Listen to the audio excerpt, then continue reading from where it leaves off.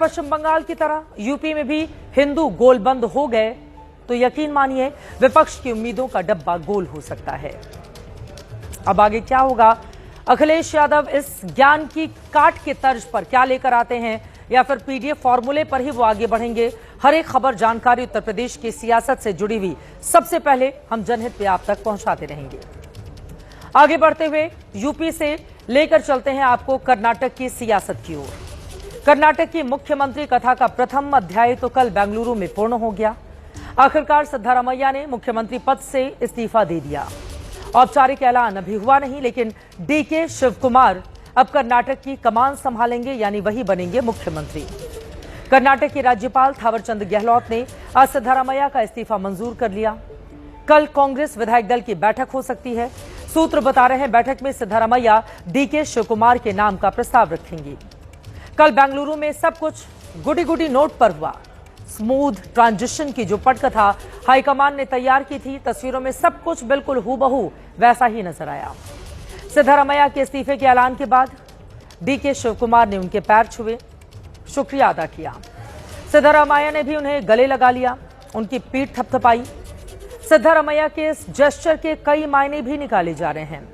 उन्होंने डीके की पीठ पर हाथ तो रख दिया, लेकिन आने वाले वक्त में वो उनके रास्ते में कितनी मुश्किलें पैदा कर सकते हैं, ये बात डीके भी जानते हैं, क्योंकि सिद्धारमैया ने तय कर लिया है कि वो कर्नाटक छोड़कर कहीं जाने वाले नहीं हैं। और शुरुआत तो आज से ही हो गई।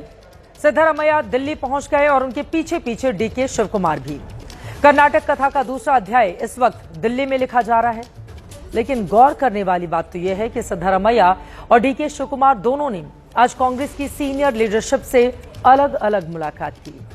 पहले सिद्धारमैया केसी वेणुगोपाल से मिले, फिर डीके उनसे मिलने पहुंचे। उसके बाद सिद्धारमैया ने राहुल गांधी से 10 जनपद पर मुलाकात की और फिर खड़गे से मिलने के लिए 10 राजाजी मार्ग पहुंचे। जब सिद्धारमैया निकल गए तब डीके शिवकुमार खड़गे के घर गए और वहां उनकी मुलाकात राहुल गांधी और खड़गे से हुई। There will be a CLP meeting tomorrow at 4 o'clock at Bangalore in conference room of Vidhan Soda. That is what we have decided. So our 2 observers will be coming, both the general secretaries, and then there will be process will be there, and they will take a call after discussing with the High Court. Karnataka की कांग्रेस कथा का ये बस अगला अध्याय है, अंतिम अध्याय नहीं। इसके संकेत अब मिलने लगे हैं। सिद्धारमैया ने कुर्सी जरूर छोड़ी है, लेकिन सरेंडर नहीं किया।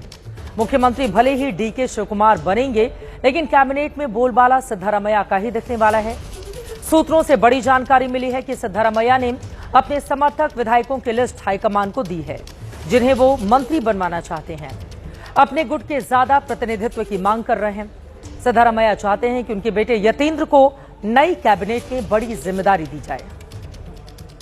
चर्चा है कि कर्नाटक में 3 से 4 डिप्टी सीएम बनाए जा सकते हैं। सिद्धारमैया चाहते हैं उनके बेटे यतीन्द्र को डिप्टी सीएम बनाया जाए।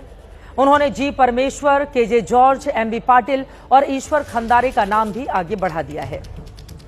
ऐसे में डीके के लिए सरकार चलाना कतई आसान नहीं रहने वाला। यही वजह है कि डीके शिवकुमार भी सिद्धारमैया को मनाने में लगे हुए हैं। आज डीके ने भावुक पोस्ट किया। डीके ने लिखा कि सिद्धारमैया हमेशा उनके पीछे मजबूत स्तंभ की तरह खड़े रहे हैं। फिलहाल जो चर्चा है उसके मुताबिक राहुल चाहते हैं कि अहिंदा वर्ग के विधायकों को ज्यादा प्रतिनिधित्व दिया जाए, युवा विधायकों को ज्यादा तरजीह मिले। अहिंदा समाज के ज्यादातर विधायक सिद्धारमैया के खास माने जाते हैं और ये इशारा है कि सिद्धा की मांगों को खारिज करना हाईकमान के लिए कतई आसान नहीं रहने वाला। आप ये भी जानते हैं कि राजनीति में तस्वीरें सारी कहानी बयां करती हैं। बेंगलुरु की कल की तस्वीर हमने आपको थोड़ी देर पहले दिखाई। अब जरा दिल्ली की एक और तस्वीर आपके सामने रखते हैं। 10 जनपद की तस्वीर इस समय आप देख रहे हैं। सिद्धारमैया सोनिया गांधी, राहुल गांधी से मुलाकात करने के लिए यहां पहुंचे थे। राहुल गांधी ने खुद बाहर आकर सिद्धारमैया को रिसीव किया, उन्हें गले लगाया। राहुल गांधी के हाव भाव से ये इशारा मिल रहा था कि सिद्धारमैया ने उनकी बात मानकर कर्नाटक का उनका टेंशन खत्म कर दिया है। लेकिन इससे भी ज्यादा इंटरेस्टिंग है राहुल और सिद्धारमैया के बीच की बातचीत। राहुल गांधी ने सिद्धारमैया से कहा, देश की राजनीति में आपका कद बड़ा है, आपको कर्नाटक के साथ देश के लिए काम करना है। जवाब में सिद्धारमैया ने कहा कि आपने कहा और मैंने पद छोड़ दिया। इसके बाद राहुल गांधी कहते हैं कि मैं आपकी बहुत इज्जत करता हूं। आप कांग्रेस की विचारधारा को मजबूत करने वालों में से एक हैं। आपने साबित किया कि सत्ता से बड़ी विचारधारा होती है। कर्नाटक में सत्ता परिवर्तन की कहानी इसी तस्वीर से निकलती है। राहुल की वजह से ही 2023 में सिद्धारमैया को मुख्यमंत्री बनाया गया था, जबकि गणित उनके पक्ष में नहीं था। असल में डीके शिवकुमार सोनिया गांधी और प्रियंका गांधी के करीबी हैं। आपको याद भी होगा कि 2019 में जब शिवकुमार मनी लॉन्ड्रिंग के आरोप में तिहाड़ जेल में बंद थे, तब सोनिया गांधी उनसे मिलने जेल में गई थीं। सोनिया और प्रियंका चाहती कि डीके शिवकुमार को मौका दिया जाए। शिवकुमार के पक्ष में कई बातें भी थीं। डीके कांग्रेस के क्राइसिस मैनेजर माने जाते हैं। 2019 और 2026 में कर्नाटक में उन्होंने ऑपरेशन लोटस को विफल किया। गुजरात में राज्यसभा चुनाव के वक्त भी उन्होंने कांग्रेस विधायकों की टूट को बचाया। और सबसे बड़ी बात, कर्नाटक का चुनाव उन्हीं के नेतृत्व में लड़ा गया था। इसके बावजूद राहुल गांधी के कहने पर डीके शिवकुमार को मुख्यमंत्री पद नहीं मिल पाया था।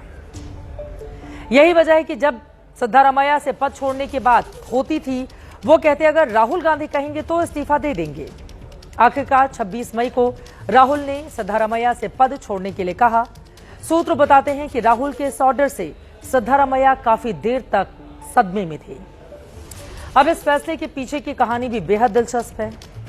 ये बात तो ढकी छिपी है नहीं कि सिद्धारमैया और डीके शिवकुमार के बीच 2.5 साल का फॉर्मूला तय किया गया था। नवंबर में कर्नाटक की कांग्रेस सरकार के 2.5 साल पूरे हो गए थे। इसके बाद से डीके शिवकुमार ने हाईकमान पर दबाव बनाना शुरू कर दिया, लेकिन डीके शिवकुमार से 5 राज्यों के चुनाव तक इंतजार करने को कहा गया। इस दौरान सिद्धारमैया को सबसे ज्यादा दिनों तक कर्नाटक के मुख्यमंत्री बने रहने का रिकॉर्ड बनाने का मौका भी मिल गया। उनसे पहले यह रिकॉर्ड डी देवराज उर्स के नाम था, जो 239 दिन तक मुख्यमंत्री रहे।